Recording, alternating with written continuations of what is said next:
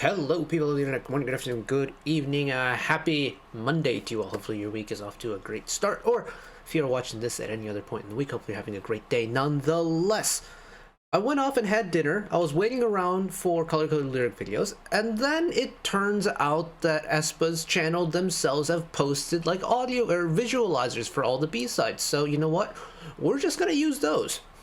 Great success. I didn't have to wait a whole 2 hours to start the album listen. So good stuff, because we have 8 other B-sides off of the Armageddon album to check out today, going from track 3 to track, well, where's the list? I have it pulled up on the second screen. I think you've got Set the Tone, Mine, Licorice, Bahama, Long Chet, parentheses, hashtag Heart, Prologue, Live My Life, and Melody. 8 songs to go, and well, this is going to be the full album for the full aespa musical experience, isn't it? Because for me, Armageddon, very much the quintessential aespa musical experience. You get a lot, and you get a lot of a lot. And same with Supernova to an extent. So I'm very curious to see what the other songs are going to sound like, what type of sound those songs are going to fill, and overall just what this album is going to be. Last time we did an album listen, the Drama EP was quite an interesting experience indeed. So, I reckon this is probably going to be chopped up on YouTube, because I feel like SM albums recently have been really strict on that kind of stuff. So, if you're watching this on YouTube and it is chopped up, link top line in the description, or the first link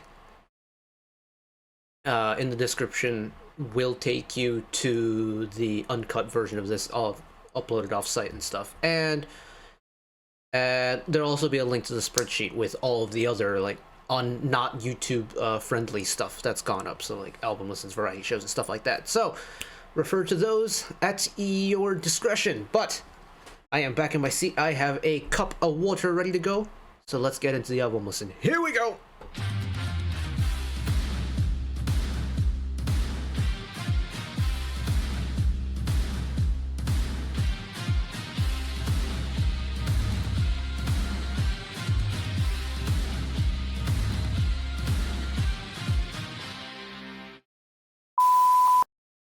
Right, visualizers, hell yeah.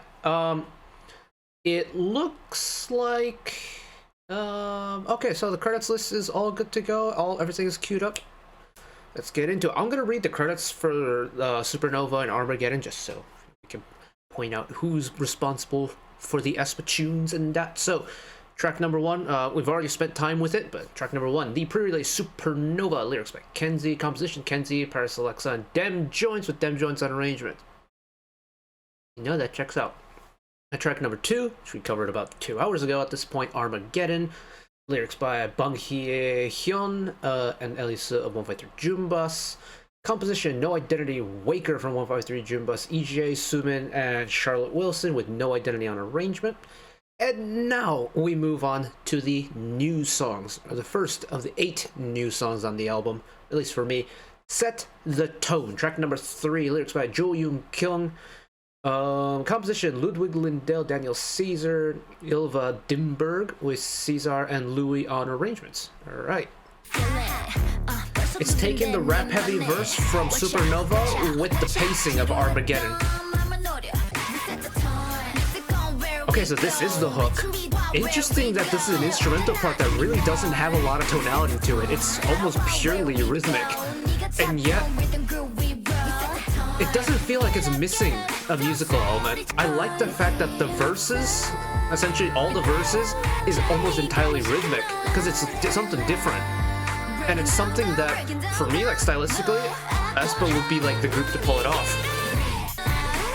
You have that final bit in the vocals that's melodic, one synth part, and the bass part. That's it. Everything else is rhythmic. Oh, bona fide outro. Little syncopation action going on here. That's kind of cool. The way they finish the song, where everything in the vocal line comes in on the upbeat of every single beat. That's kind of neat. In fact, I can't get over how well this song's been written. Because I would usually say I want more like musical movement going on. I don't. I genuinely don't want any more. It's got the right amount for this type of song. And for Set the Tone and how it kind of progresses, I think this is like the perfect element, or the perfect amount of having just enough like musical tonality to provide the song with like an inkling of what the melody is, but at the same time just pumping as much rap and rhythm work into the top line as possible. And it just kind of balances itself out really nicely, especially because all the vocal moments have very rich harmonies everywhere, whether it's not just the bridge, even in like the pre-chorus and stuff. Very nice harmony work, and because of it, can have a whole bunch of the rap and the rhythm on the top line, and it doesn't feel like it's too overwhelming. And maybe it's me kind of changing as like a music fan, because I'm trying to think back on previous albums. Ives Ice Queen, NMIX's Boom, Wavy's Rodeo. I'm liking a lot of songs that are more rap heavy, which is weird because I usually don't tend to lean towards those songs, but whenever we come across B-sides that are pretty rap and rhythm heavy on the top line, I kind of lean into them. Good start though. Right, keep her moving. Track number 4, simply titled Mine. Lyrics by Yi Junhua of 153 Jumbas. Composition Mike Daly, Mitchell Owens, Nicole Cole Cohen, Adrian McKinnon, with Mike Daly and Mitchell Owens on arrangements. Like apart from Adrian McKinnon, these are all new names for me. Another slow song. Again, not too much like melodic work in the instrumental part. Interesting, like vocal, little ad-lib in the background. Still not getting a whole lot in terms of movement, but again, I don't miss the instrumental part not being there. You know what this is stylistically giving me this feeling of? A Riot release. Like Riot video game release. Oh my goodness. Hold on. Let the vocals move. Yeah, is anybody else getting League of Legends vibes from this? Cool contrast. Switch up the beat one time, okay. Still building, okay. Keep it growing, keep it growing. This top line's different, isn't it? Ooh. Ooh. Oh, it got tasty. Once again, it got tasty at the end there. What are they now? 2 for... I'm trying to think back. What was the final chorus on Supernova? I forget if Supernova had a kind of modified final chorus. Or like final outro. But we are 3 for 4 when it comes to kind of spicy final choruses. Not mad at it. I can't get the image of Riot League of Legends related music out of my head. It's just stylistically so similar, I feel like. Oh, let me explain. I don't mean that in a bad way whatsoever. I love what Riot does with the League of Legends related stuff in terms of music. I don't play League, but I love the music that comes out of it. And this is very much that direction. Quite like it. It's, again, another song where the instrumental part doesn't have a whole lot of actual like musical tonality going on. It's very rhythm heavy. Admittedly, not as rhythm heavy as Set the Tone, mind you, but it's still very much in that direction. And still, I don't miss the instrumental part at all. And I don't miss that the vocal top line has a lot of rhythm going into it. Admittedly, this one does have a lot more like actual vocal melody going on rather than just honing in on rap and rhythm and stuff like that. But if we're talking about making an impact off rip, well, this album certainly is making an impact off rip, isn't it? And then we keep her moving. Track number 5. This is Licorice. Lyrics by Kang Eun-jung, composition Daniel Davidson, Peter Wolovic, Moa Cassiopeia, Carl Becker, and Karen Poole, with PhD on arrangements. Something that I am currently working towards. Let's start with an impact, shall we? I am vibing with this. I don't know why I'm vibing with it, but we've already got a different formula going than mine and Set the Tone, right? Instrumental part, lots of melodic movement. Top line, lots of movement. It's like they've layered two different electric guitars on top of each other and only having one do the moving melody. There's an interesting balance of the rough and gritty, but with the quite cutesy and bright. Electric guitars going crazy. That's very interesting.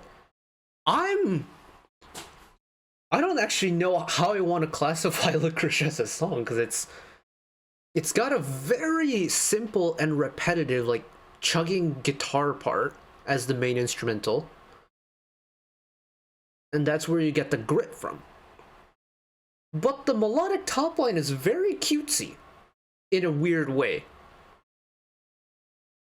How they managed to pull that off so well?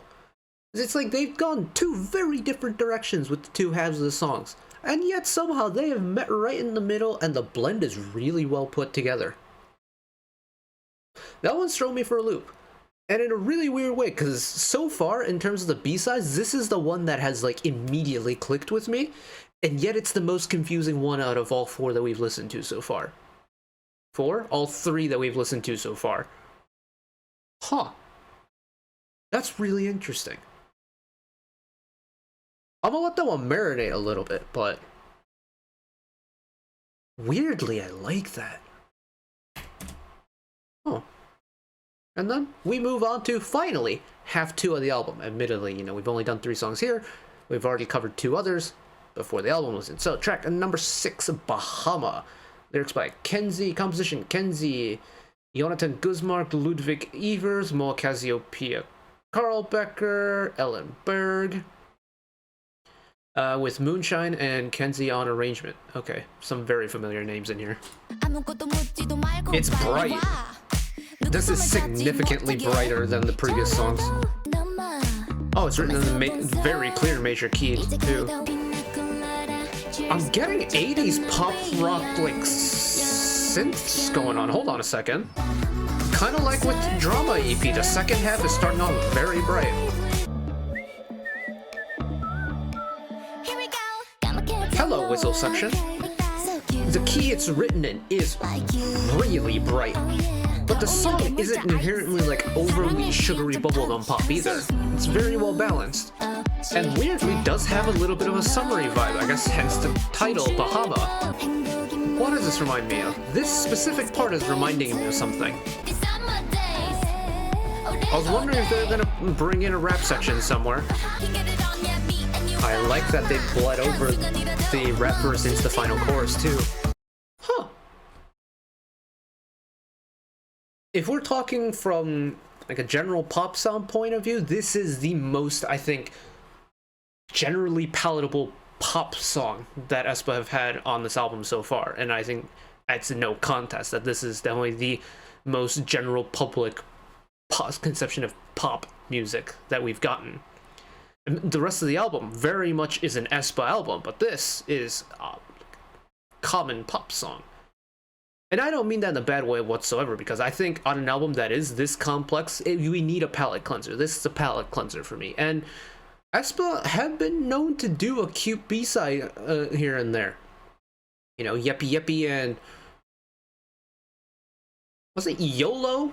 The other song from the one of the B-sides off of the Drama EP, YOLO, that song with, like, Yeppy Yeppy. They've done cutesy stuff, but this is that cutesy sound without it being overwhelming, which I really like, especially on an album that does have this very well-established intensity on, at least on the other songs so far. It doesn't stray too far in the opposite direction to the point where it feels too disconnected.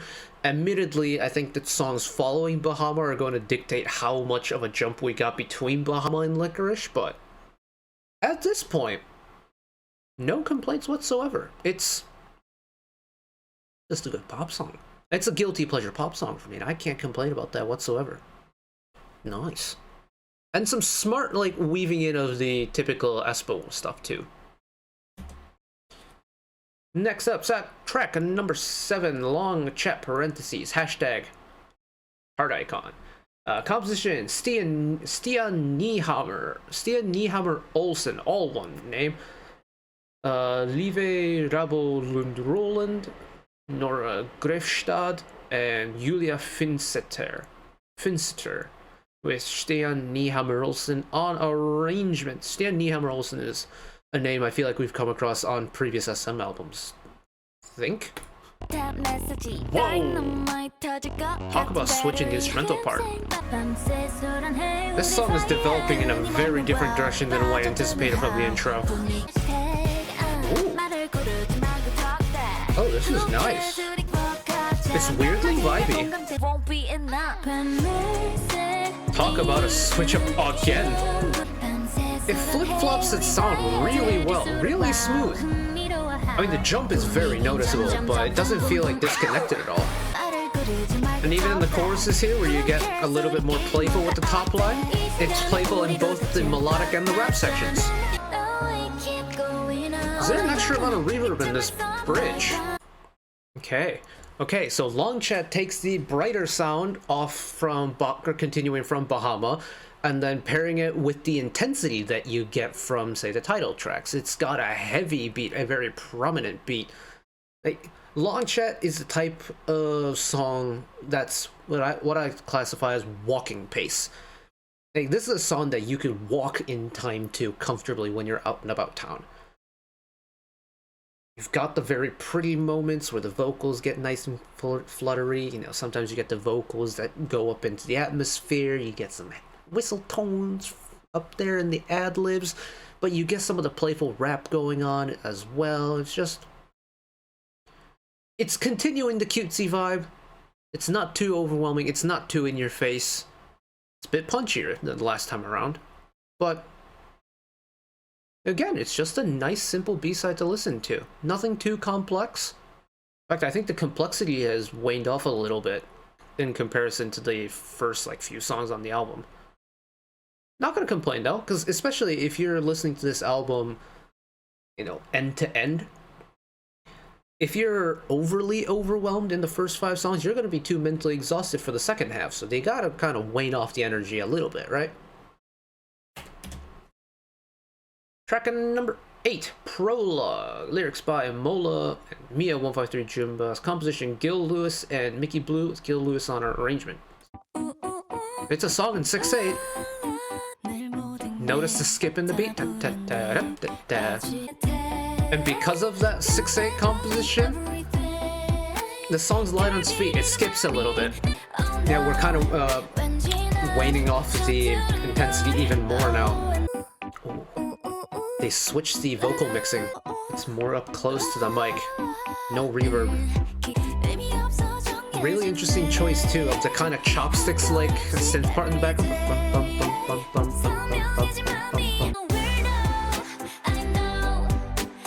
And that growth for the chorus too. That's kind of cool. I think in terms of just the fun factor in just listening to the musical elements, Prologue is up there for me. I think the song being written in 6/8 or even 12/8 if you want to go along that line already puts it one step ahead. A pop song will naturally feel like it's in 2 or 4. That's just how maybe 80% of pop songs are written. So whenever you get a song that's written in a different meter than that, it's always going to be a little bit exciting. And songs that are written in 3 always have this very distinct flow in how the song feels. Say a really nice slow ballad oftentimes can be in 3, and that you feel this really natural, almost like lilt or like a lullaby action where it kind of gently rocks back and forth. But on a song like Prologue that does have a little bit of pep in its step, it feels like quite literally the song is skipping. And it just works. And the top line the vocal top line itself, I think, also takes that into effect, because the vocal top line also feels like it kind of skips through the song a little bit. And that's very nice. Once again, the song very much going into a little bit more of a simpler formula than the first half. It's retaining the brightness of the second half, and it's, well, this Armageddon album very much, so far, I mean, we have 2 songs left, but very much giving off the similar vibes from what the drama EP was. Very different first half and second half. I wonder if... is that a common thing that aespa have done? Because I'm trying to think back to previous albums. So we had... oh, I don't remember the B-sides on the Spicy album, off the top of my head. That was the album that had, like, Salty and Sweet, like, I'm Unhappy... I don't remember what the order of that album was. I definitely don't remember the order from the Girls album. Barely remember the drama EP right now. I mean, technically I can barely remember what happened in the first half of the album because my short-term memory is atrocious, but... I wonder if this is like a standard aespa thing that I'm just missing. Because in the 2 albums that... I guess we've done 3 albums now, including this one. I just don't remember what the Welcome to My World album sounded like, but... from clear memory, we've already had 2 albums in a row that have a side A and a side B, essentially. And so I don't know if this is a coincidence or this is a stylistic thing that they've been doing. I'll look into that. Alright, track at number 9, Live My Life. Lyrics by Leslie. Composition, Sophia Brennan, Nick Hahn, Edvard Fore Airfjord. Very cool name. Arrangement, Edvard Fore Airfjord. Nice.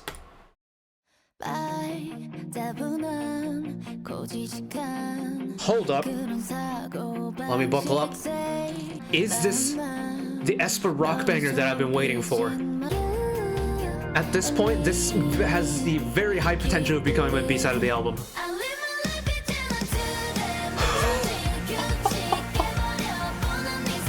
Pardon my language. Oh, fuck yes.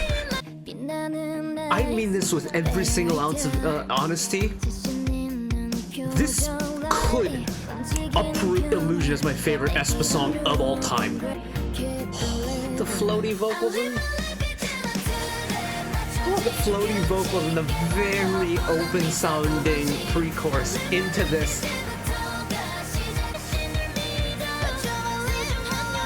Do you hear the 2 vocal parts moving too?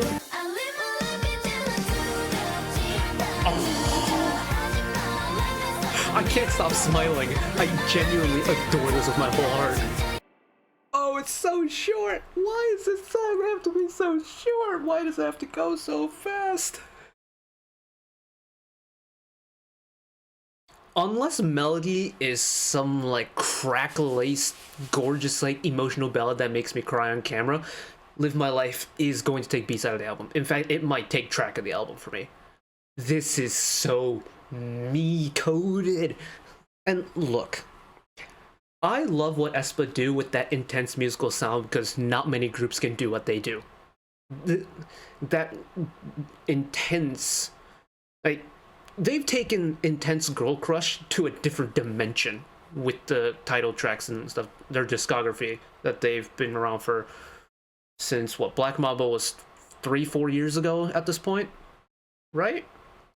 I don't even remember how long Black Mamba was, but they've been doing that intense stuff. I mean, Spicy, admittedly, was a little bit of a switch up, but, you know, all things considered, their title tracks, if we go, you know, Black Mamba, Next Level, Savage, Girls, Drama, and then, well, Armageddon. These are all very intense songs. But much like it was with the Drama EP, this second half of the album is very much showing that aespa can do stuff besides that super intense sound. And genuinely, rock banger aespa, I'm so here for it. I have not been this, like, overwhelmingly happy towards a B-side since, weirdly enough, since 127's Angel Eyes, Le Seraphim's No Celestial. No, these are both very rock-heavy sounds. Rock-heavy songs. Oh... And the thing is, they just sound so good on it. And it's... I don't usually go back during album listens, but this genuinely warrants it. I just want you to feel that initial hit on when the chorus kicks in, because you feel it. It's not just a thing that you hear. You feel it with your entire body. And they lead it in with the vocals. You get the drum fill, and then the instrumental wraps up. They drip feed in stages, quick stages, mind you. But, you know, pairing it with that really gentle pre-chorus, very pretty, almost twinkles a little bit. Vocal, drum, guitar, boom, boom, boom, quick succession. You feel everything, and it's terrific. Like, it's very pretty, very calm. It's that I live my life until I die. The vocal style, the vocal color, you feel it switch, you hear it switch. It's rough, it's almost shouty in a way, right? And because of it, the vocals get your heart rate going, and then the drum fill comes in. I guess you get the two open hi-hats, drum fill, instrumental comes in, and your heart rate even goes up higher. You feel that energy kick in, and then it's jam out session. If you're like me and you want to air drum kit it, be my guest, because this song, and it definitely warrants it. Just I was too busy jamming out the first time, but harmony in the background, very subtle vocal harmony. It's so good. It's so good. And maybe I might have jumped the gun a little bit when I said that this might have dethroned Illusion as my favorite aespa song of all time, but it's fucking close. Oh. Pardon my French. But one final song to go. Track number 10. Melody. Lyrics by Yi Oh-nul. Composition Min Ji-shun and Sophia Pei with Min Ji-shun on arrangements. Let's finish strong, shall we? Is it a ballad or not? Leave your predictions. Seems like a ballad to me. Quite louder than I thought it was going to be. It's very pretty. It's not a ballad, though. It's close. Oof. Oh, that head voice flip. Oh, that bloom into the chorus is really pretty. And the second half of the chorus, the way the melody just flips up and down, is gorgeous. Hello, string section. String section moving further forward and forward into the mix here. That's how they transition into the final chorus. Slow it down.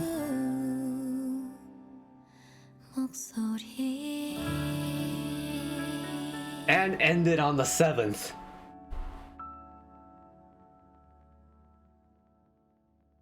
No roll off at the end, but very pretty finish. Very, very pretty finish. Honestly, I'm kind of glad we didn't finish on a proper ballad. I feel like, I don't know, it just stylistically doesn't feel very aespa-y to me. Especially with the way this album has progressed, I feel like a proper out and out, like, very slow ballad a la... Trying to think who's done a ballad from SM recently, like a SMCU. No, Priority was pretty quick. SM the ballad, sure, or like, you know, something about ballad like Björk would do. It just doesn't feel fitting on an album like this, but this is a very nice, pretty melodic way to wrap up the whole album. And definitely has proven the point that, once again, the aespa album is side A and side B coded.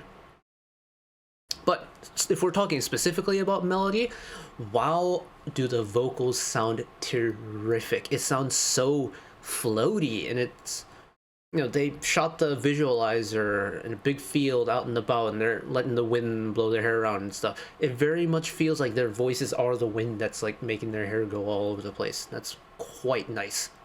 I feel like I'm trying to think back to the various OSTs that we've listened to from aespa. I'm pretty sure, apart from Giselle, we've listened to an OST done by an individual aespa member on OST Saturdays. In fact, I think just this year alone we've had, I know for sure we had Ning Ning and aespa, or not aespa, Ning Ning and Winter on. I forget if Karina's had a solo OST this year or not, but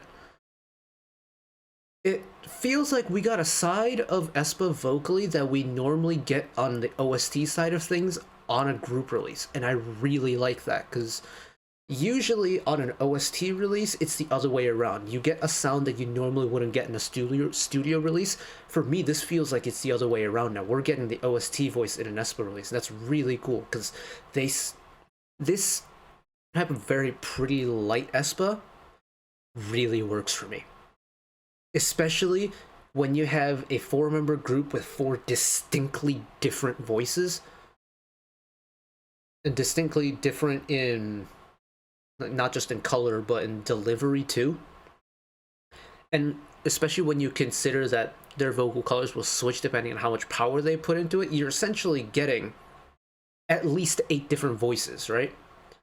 But with aespa having that kind of harder, more, futuristic, aggressive sound, you really only get a handful. If we're talking like really smooth vocally, because it just doesn't fit on a lot of aespa songs.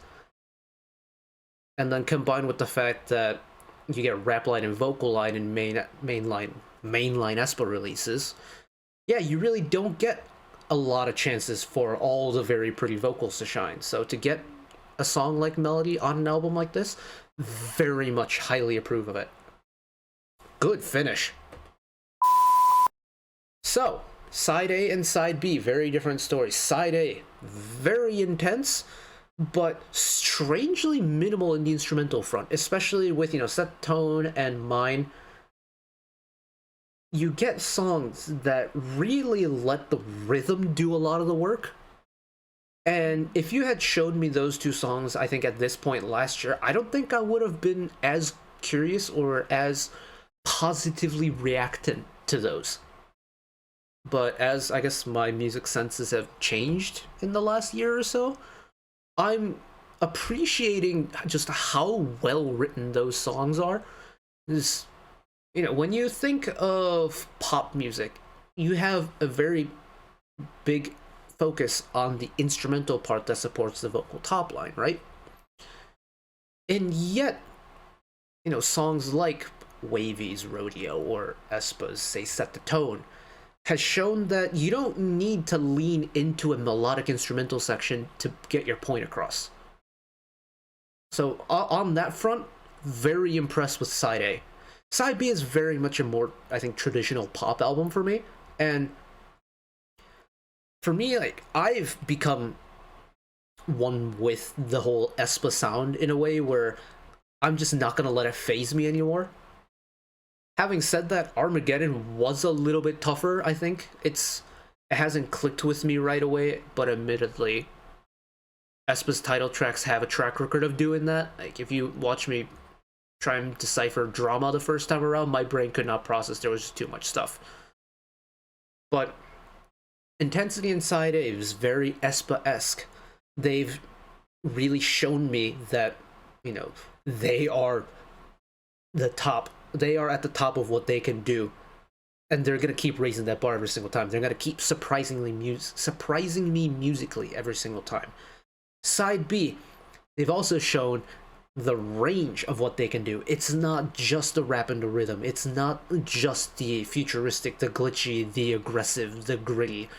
They can get more melodic. They can get brighter. They can get more cutesy. And to have at least back-to-back albums where they have shown that range and have almost leveled up every single time is very impressive. Still, Live My Life is going to take, I think, both B-side of the album and track of the album for me. If I had to choose between the pre-release and the title track, I think for a good chunk, because I've gotten more listen time out of it, I would put Supernova over Armageddon. But overall album, top track is Live My Life. I mean, Live My Life is me in a nutshell, like my musical interest. It's got the gang vocals, it's got the shouty energy, it's got the rock sound to it, it's bright, the beat chugs. And that's where I'll leave it at that, because I feel like if I keep talking, I'm gonna ramble until this video reaches an hour. So I'm gonna wrap it up here. Thank you all for listening along with me. Again, for those of you on the YouTubes, high chance this got chopped up, so thank you for bearing with me. Content ID can be a bit of a pain. And I also got my first channel strike when I logged on today, so I'm trying not to anger the YouTube overlords any more than I need to. But yes, if you watched over from the P Cloud, thank you for making it this far. I know it's been a long journey, but I'm gonna let you go. So again, thank you all for watching along with me. Hopefully you enjoyed it as much as I did. One last request from me today: let's work together as a community to bring a little bit of extra happiness back into the world, whether it be checking with your friends and family, holding the door open for somebody, or even picking up a piece of trash off the street. Just one small act of kindness that may brighten up someone else's day to day. And know that wherever you are in the world, should you ever be going through a tough time in your life, for whatever reason it may be, even though I'm just some guy on the internet who waffles about music in his free time, you know that I will always be a friend, an ally, and a shoulder to lean on whenever you need me. So take care of yourselves, take care of each other, spread the love, and I'll see you next time. Bye-bye.